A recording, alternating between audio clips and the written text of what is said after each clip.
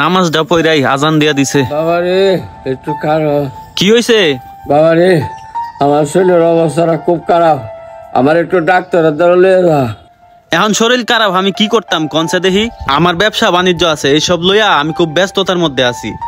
এই ঝামেলা টামেলা শেষ করি, শেষ করার পরে যদি সময় পাই আপনারা লইয়া আমি হাসপাতালে যাই। যান, আপনারা কথা দিলাম। ঠিক আছে, ঘরে যায় রেস্ট লন, আমি যাই, আমার কাজ আছে অনেক। বালা যন্ত্রণার মধ্যে পড়ছি, শরীর খারাপ, নামাজের টাইমটা আমার শেষ হয়ে যাইতেছে। দূর বাবারে একটু কারো কি হয়েছে আব্বা? আমার একটু ডাক্তার দ্বারা লয়ে যা বাবা, আমার অবস্থাটা খুব খারাপ। তোর ভাইয়েরে কইছিলাম, তোর ভাই কইতাছে ব্যবসা লয়ে অনেক ব্যস্ত, তোর তো কাম নাই, তুই আমার একটু লয়ে যা।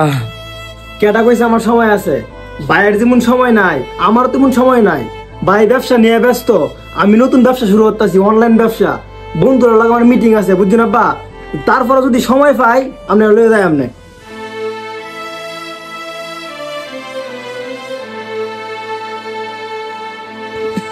তোরা আমার স্যার হয়ে দেখতালে না, আমার সেরেন্ডে যদি বাইর থাকতো আমার দেখলো ইলে।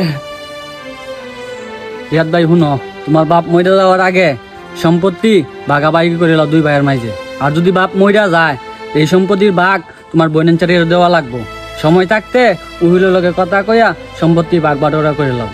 ও বুঝছি, তাইলে আমি এক কাম করি, আমি একটা উকিলের লগে কথা কই নাকি? আমার 3 পরিচয় উকিল আছে, আমি হের লগে তোমার কথা কয়া দিতেছি। তাইলে আমি আর দেরি হতাম না, আমি আজকে যাই উকিলের লগে কথা কইতে। ভাই অনেক উপকার হয়েছে। যাও। আচ্ছা গেলাম।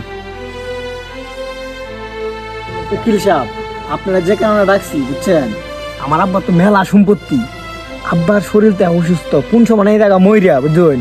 অন বড় ভাই আল্লাহ কথা কইছি, আমার বইনা ছাড়া দুধ দিয়া বুঝছেন, আমরা 2 ভাই 2 বোন। এখন যে সম্পত্তি আমরা সব রাস্তার লগে কোটি টাকা সম্পত্তি বুঝছেন। এখন মানে চাইতাছি যেন আমার 2 বোনরে ভাত দিয়া আব্বা মরার আগে, আব্বা বাচ্চা থাকতে থাকতে আমরা 2 ভাই নামে লিখে নিতাম। অনেক একটু ব্যবস্থা করে দেন, টিয়া পয়সা যা লাগে আমি আর বড় ভাই দিব, সমস্যা নেই।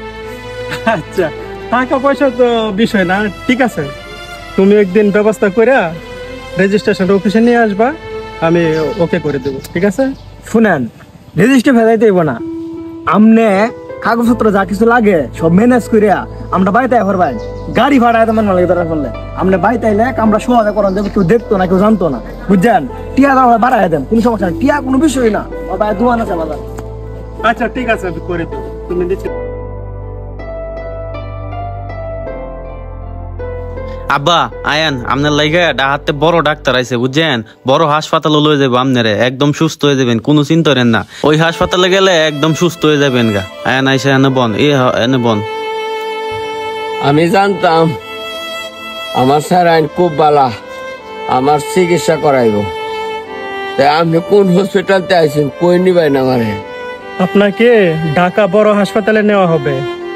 আপনার ছেলের আমার সাথে আলাপ করছে, তো যদি এই দেশে চিকিৎসা না হয় আপনাকে ইন্ডিয়া নেওয়া হবে, ঠিক আছে? আপনি নিশ্চিন্তে থাকেন, সেই জন্য আমি বাড়িতে আসছি আপনার সাইন টাইন নেওয়ার জন্য।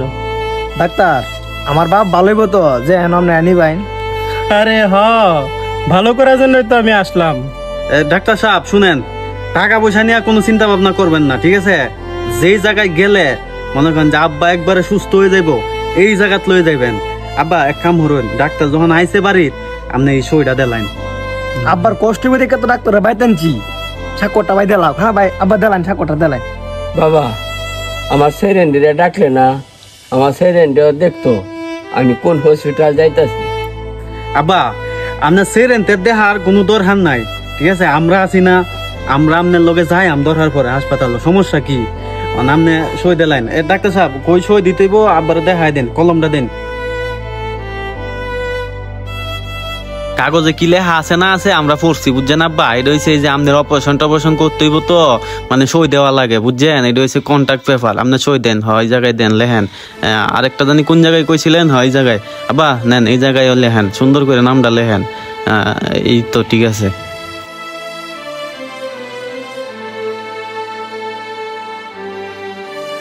রিয়াদ, অপু, তোমাদের কাজটা এখন ফিনিশ। আর বাকি যে কাজটা আছে না, ওইটা আমি অফিসে যাব, গিয়ে শেষ করে দিব। তোমরা নিশ্চিত থাকো, ওকে? ঠিক আছে তাহলে যান আপনি। এই অপু এদিকে সাইড আই, কথা আছে, আয় এদিকে এদিকে। হাই রে মানুষ, সম্পত্তির লাইগা বাপের সাথে কিনা প্রতারণাটা করলো ছেলেরা। ভাই টাকা খারে দিল টিয়া দিছো। আরে টেহা আগে দেওয়া হয়েছে হুন, এই যে রাস্তার লগে যে জমিটা আছে না এটা আমার ওই গেছে বুঝছো। রাস্তা লাগা জমি তোমারও ফুসকিনি আছে না, এটা আমার বড়টা। এটা এটা তোর হইতে পারে, এটা অর্ধেকটা আমার হোক অর্ধেকটা তোর হোক। তাহলে কে আমার অর্ধেকটা তুমি দেও আর অর্ধেকটা তুমি আরে বলো না, আমি বলো না, আমি একটা কেত নিতারি না, তুই কি বলদ নাকি? ভাই এন কি পরিশ্রম কি তুমি আল্লাহ করছো, আমি করছি না পরিশ্রম। পরিশ্রম করছস বুঝছি, কিন্তু আব্বা শুনবো, এ আব্বা শুনেন। আপনি শুনো গা, তুমি সম্পত্তি আমালা করো না, সম্পত্তি বন্ধ করে থাকা, তোমারটা তুমি বুঝা নাও, আমারটা আমার বুঝাই দাও, ঠিক আছে? ছোট বড় কোনো প্রশ্ন নাই, সম্পত্তি সমান সমান বন্ধ করবো। তুমি বালা লাগা কেন পাকা, আমার খারাপটা দিবা কে রে, এটা আমি মানতাম না। আমার বুদ্ধিতে কিন্তু এটা হইছে। তুই যেমন বেশি কথা কইতাছস, হ্যাঁ আমি যে বড়, এই বড় সম্মানটা দেশ বুঝছস।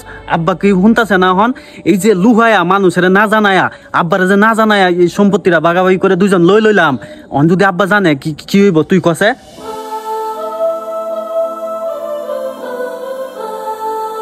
তোরা আমার লোকে এত বড় একটা প্রতারণা করলি, চিকিৎসার কথা কইয়া আমার হাতে সই নেওয়াইলি, নেওয়াইয়া শেষে আমার মেয়েগুলার লগে এত বড় একটা প্রতারণা করলি, আমার মেয়েরে নাশরিক করলি, সম্পত্তির থেকে বঞ্চিত করলি।